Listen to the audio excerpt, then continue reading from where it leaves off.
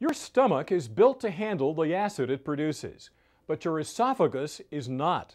So when acid backs up, it causes heartburn. If heartburn becomes a chronic condition, it's called GERD. Dr. Brian Spivack of San Antonio Community Hospital in Upland explains what GERD means. Classically, almost always it has to do with the fact that the stomach herniates up into the chest. So you have what's called a hiatal hernia. About a third of the people in this country have hiatal hernias. So lots of people have hiatal hernias who don't have much reflux or who have a little bit of reflux. But when you talk about GERD and you talk about gastroesophageal reflux disease, you're talking about people who pretty much have reflux every day. And it's heartburn.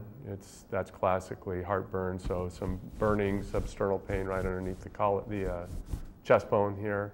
Can go up into the mouth, you can get a bitter taste. Those are sort of the classic ones, but there are some non-classic manifestations as well. It will always be with you. The hernia does not repair itself, but certain things will trigger it and make it bad. You know, foods, eating right before you go to bed, alcohol, caffeine, those sort of things will set it off. Cigarette smoke, people who gain weight. So we're going to be talking about an operation that I do. And a lot of times people who are too heavy, I tell them they need to lose a little bit of weight, and then we'll talk about doing the operation. Sometimes they come back and say, guess what, my reflux is gone, I lost the weight and I'm fine. So there are some lifestyle things you can do. If you eat right before you go to bed, if you lay flat, you're more at risk for developing reflux at night. The most common cause of chest pain besides heart problems is actually reflux disease, so it often mimics a heart attack. Reflux disease can cause esophagitis, can cause what's called Barrett's esophagitis, and Barrett's esophagitis in some instances can progress to esophageal cancer. So by far the vast majority of people with reflux don't get Barrett's, and by far the vast majority of people who have Barrett's don't get esophageal cancer, but the progression is there. Some people are predisposed to developing cancer.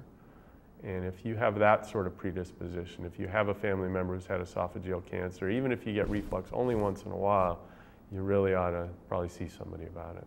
The medicine stops the symptoms, but doesn't stop the actual reflux. So if you're at risk for developing esophageal cancer because of familial problems, genetic predisposition, then we have an operation that we can do, done laparoscopically, and takes about an hour. Spend a night in the hospital and go home afterwards. And usually, not always, but about 90% of the time you're off medications lifelong. So laparoscopic is the, quote, the Band-Aid surgery, so just a few small holes. And the first part of it is to close that hernia, the hiatal hernia. So it's to bring the two parts, the diaphragm closer together, and you sew those up. Second part, and probably the more important part, is you take the stomach and wrap it around the esophagus. So you make a collar around that esophagus, and it's a mechanical barrier. It keeps that acid from going back up into the throat and the mouth.